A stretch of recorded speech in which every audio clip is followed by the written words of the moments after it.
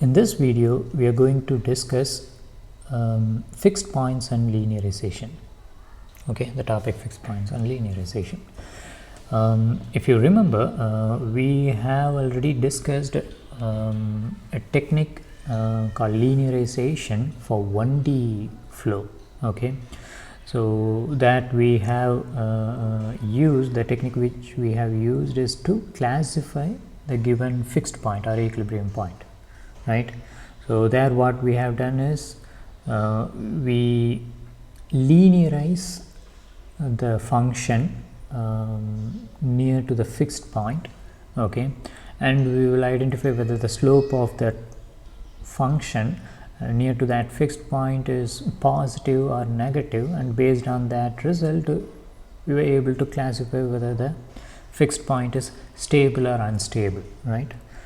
Here we are going to do a similar technique, okay, but that will be used for 2D system, and you could extrapolate the same thing for higher dimension as well. Okay, let's see how to do that.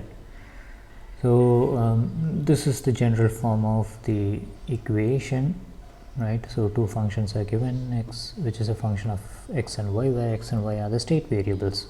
Okay, now we have a fixed point in this system. Let's say that is x star and y star, x star comma y star.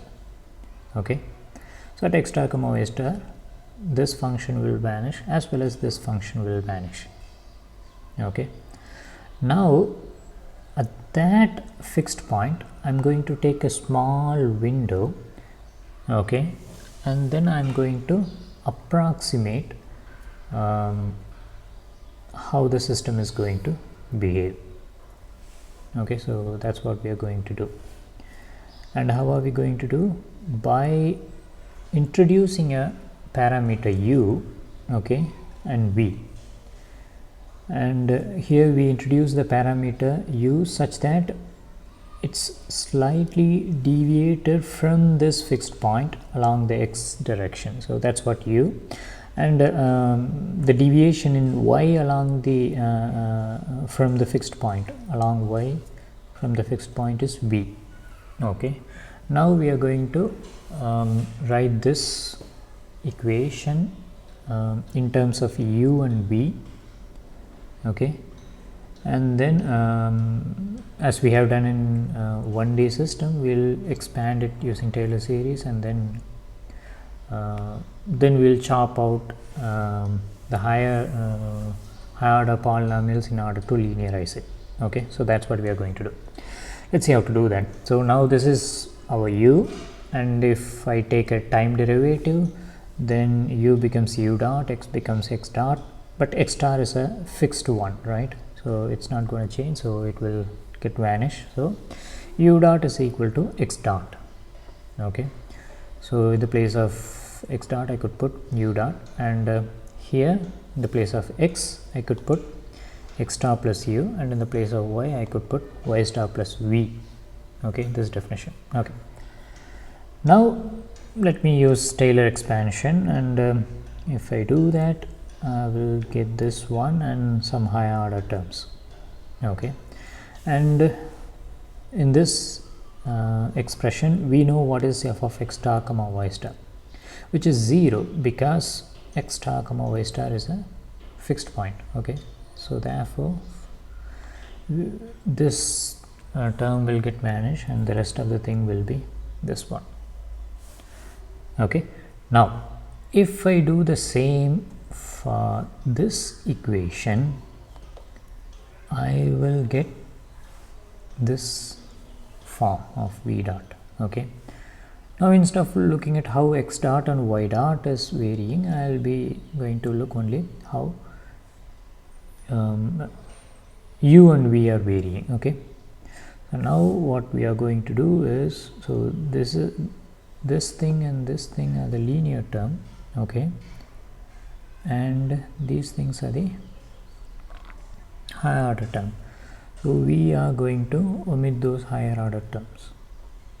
Okay, and if I could rewrite the same equation and this equation, I could rewrite it like this along with the higher order terms, and if I ignore the higher order terms, then locally, so this is the relation, okay, and this is the relation in which this is known as Jacobian matrix, okay, and that Jacobian matrix is different for different x star and y star, okay.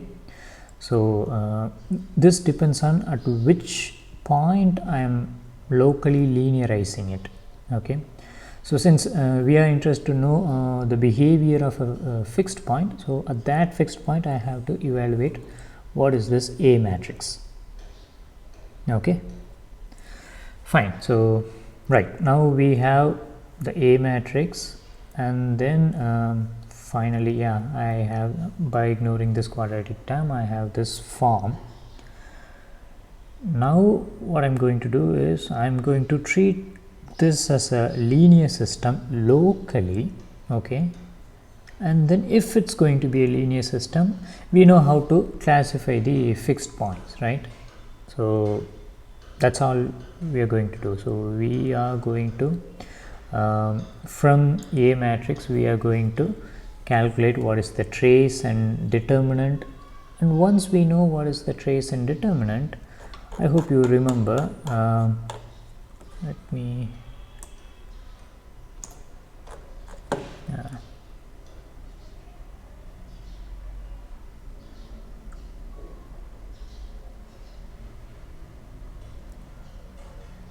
yeah, so this picture will tell you what is the character of that fixed point, whether it's a stable node or saddle point or stable spiral, right? So you could classify. So the first thing is what you have to do is you have to identify the fixed point, okay, and then once you identify the fixed point, in order to classify the fixed point, what you have to do is you have to locally linearize the system, okay, and you need to identify the A matrix, and once you identify the A matrix, which is the Jacobian matrix, then use the assume that as a linear system, and use the techniques which we have used to classify the fixed point for linear system, and it will work. But there is an issue, okay. The issue is like in 1D, for example, if it's half stable, then we cannot get an exact answer, right, whether it's stable or unstable, so there will be some problem, right? Similarly, there are cases we cannot exactly identify, okay, which are known as borderline cases, okay. For example, if the system is center, that is one borderline case, or if the system is let's say, I mean, from the picture we could see the other cases, like yeah, so these are the borderline cases. So one is centers where the trace is 0 and the determinant is positive, okay, and non-isolated fixed points where the determinant is 0, okay. So that's a non-isolated fixed points, and the other fixed points like where the tau square plus 4 delta is getting vanished. So that's another yeah, borderline cases, and for those cases the linear analysis will not work, okay. Okay, so in the following video we'll see some examples how to use this technique. Thank you.